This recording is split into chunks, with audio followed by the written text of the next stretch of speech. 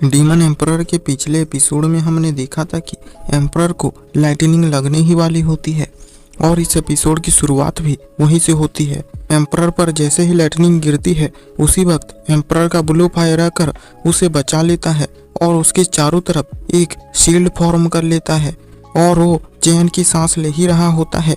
तभी ही एक और लाइटनिंग आकर उसके ऊपर गिरती है और ये 9th लेवल का लाइटनिंग होता है, जिसकी वजह से उसके शील्ड में क्रैक पड़ने लगते हैं।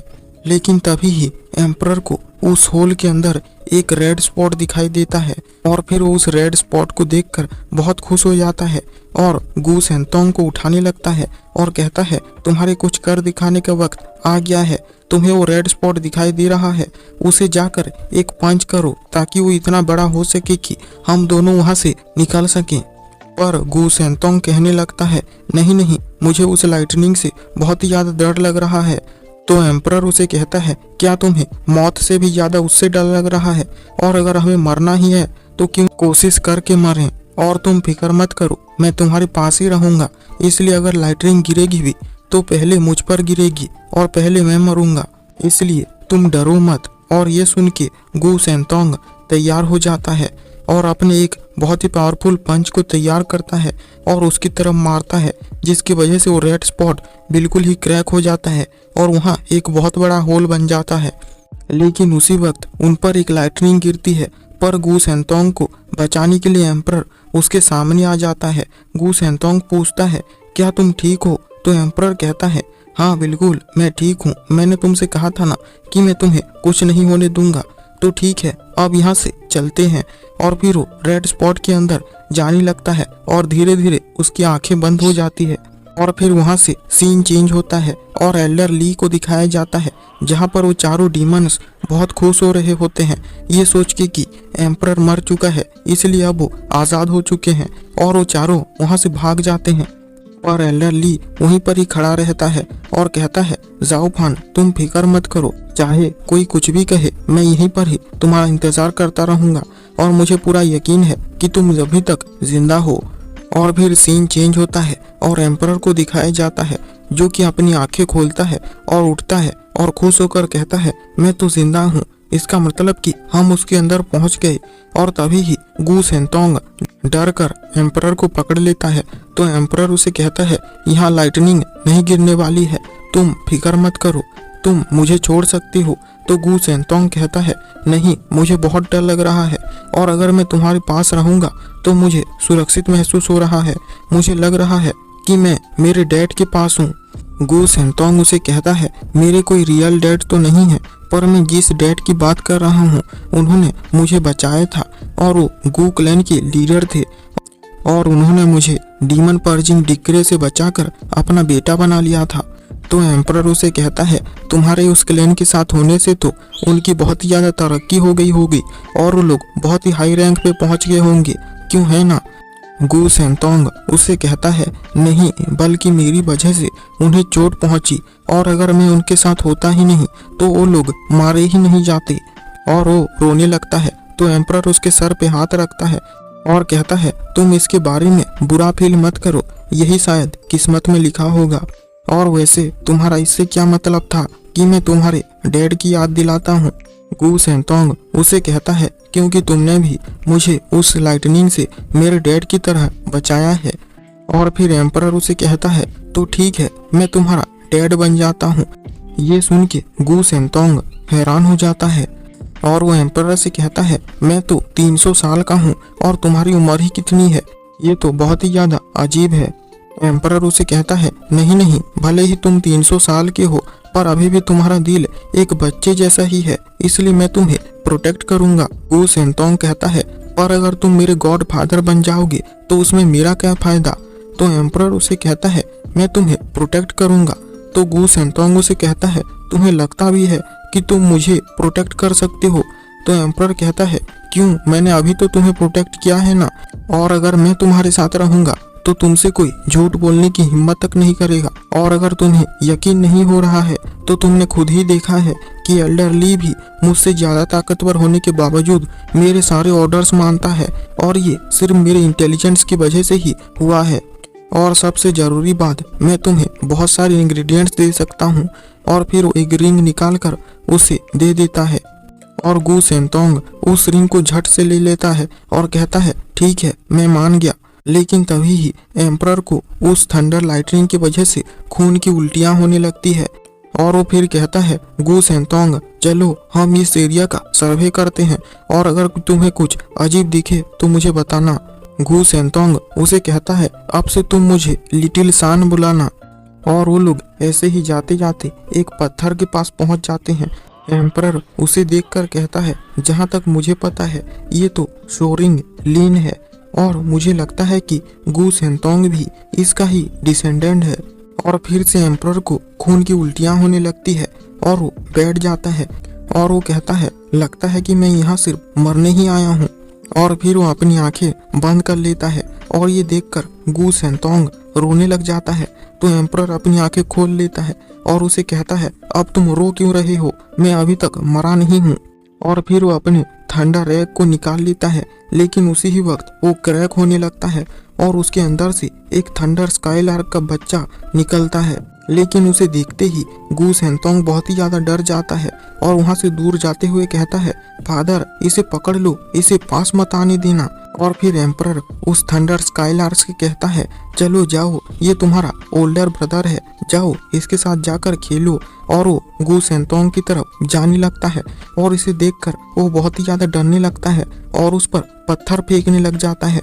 और फिर वो एक पत्थर को जैसे ही उठाने जाता है वो उसे उठा नहीं पाता, इसलिए वो उसे और ताकत लगाकर वो खींचता है जिसकी वजह से वहां पर एक बहुत ही बड़ा स्टोन निकल आता है और वो उस पर दे मारता है और उससे उस थंडर स्काईलार्क को कुछ नहीं होता है और वो उसके ऊपर बैठ जाती है। पर एम्परर उस स्टोन को देखकर बहुत ही ज्यादा हैरान हो जाता है और कहता है लिटिल सान इस पत्थर को पंच मार के तोड़ दो। गू सेंतोंग कहता है पर चाहे कुछ भी हो ये मेरा भाई है तो मैं इसके साथ ऐसा कैसे कर सकता हूँ। एम्परर उसे कहता है मैं ऐसा नहीं बोल रहा हूँ, तुम्हें सिर्फ इस पत्थर को ही तोड़ना है। और ये सुनकर गू सेंतोंग उस पे एक जोर से पंच मारता है जिसकी वजह से वो पत्थर टूटकर उसके अंदर से एक फायर से बना हुआ स्टैचू निकलता है। और उसे देखकर एम्परर कहता है तो ये है दी हेवनली एम्परर। हेवनली एम्परर कहता है तुमने मुझे बुलाया है तो मैं तुम्हें अपना डिवाइन आई ऑफ वॉइड दूंगा। और उसके पास एक पर्पल लाइटनिंग आई और एक डिवाइन आई ऑफ वॉइड होता है और वो एम्परर को यही देने की बात कर रहा होता है। और फिर 3 दिन बाद का सीन दिखाया जाता है जहाँ पर वो दोनों बैठे हुए होते हैं और फिर वो गायब हो जाता है और एम्परर उठता है और गू सेंतोंग उसे पूछता है फादर क्या आप ठीक हैं। तो एम्परर कहता है हाँ मैं ठीक हूँ। तो गू सेंतोंग उसे पूछता है पर क्या अकेले ही डिवाइन आई ऑफ वॉइड आपको हील कर पाएगा। तो एम्परर कहता है ऐसा होगा तो नहीं, इसलिए मुझे अपनी चोटों को ठीक करने के लिए एक रिट्रीट फॉर्मेशन बनाकर कल्टीवेशन स्टार्ट करनी होगी और मैं जल्दी ही वापस जाऊंगा, इसलिए तुम लोग अपना ध्यान रखना। और फिर वो वहाँ पर एक फॉर्मेशन बनाता है और उसके अंदर चला जाता है और फिर सीधे ही 5 साल के बाद का सीन दिखाया जाता है जहाँ पर गू सेंतोंग अपने लिए खाना ढूंढ रहा होता है। तभी ही वो फॉर्मेशन टूट जाता है और उसके अंदर से एम्परर निकलता है जो कि बिल्कुल ही पूरा ठीक हो चुका होता है और अब उसके पास the divine eye of void की फुल पावर आ चुकी होती है। और एम्परर को देखकर गू सेंतोंग उसके पास आकर कहता है फादर क्या आप ठीक हो चुके हैं। तो एम्परर कहता है हाँ बिल्कुल मैं पूरा ठीक हो चुका हूँ। और फिर गू सेंतोंग उस थंडर स्काईलार्क को बुलाता है जो कि अब बहुत ही बड़ा हो चुका होता है और 4th लेवल पर पहुंच चुका होता है। और फिर गू सेंतोंग एम्परर से कहता है वैसे आप उसके अंदर इतने वक्त से थे तो आपको सच में कुछ फायदा हुआ कि नहीं कि आप वैसे ही वापस लौट आए, कल्टीवेशन किए बिना आपने क्या ही पावर पा ली होगी। तो एम्परर उसे कहता है अगर तुम्हें ऐसा लगता है तो तुम मुझे एक पंच मार के देखो और फिर मैं तुम्हें दिखाता हूँ कि कल्टीवेशन ही सब कुछ नहीं होता है। गू सेंतोंग कहता है ठीक है पर बाद में मत बोलिएगा और सिर्फ वो अपनी एक उंगली का ही इस्तेमाल करके उस पर अटैक करता है और वो अटैक एम्परर को लगने ही वाला होता है। लेकिन तभी ही एम्परर टेलीपोर्ट होकर सीधे ही गू सेंतोंग के पीछे आ जाता है और उस पर अटैक करने को बढ़ता है। तो इसे देखकर गू सेंतोंग कहता है डॉज करना तो बहुत ही आसान बात है पर पंच मारना, लेकिन तभी ही एम्परर उस पर अटैक कर देता है और ये थंडर लाइटनिंग होती है। ये देखकर गु सेंतोंग हैरान हो जाता है और पूछता है, गॉड फादर, आप पर्पल लाइटनिंग कैसे यूज कर पा रहे हैं? एम्परर कहता है, ये सब मेरी डिवाइन आई की वजह से हो रहा है।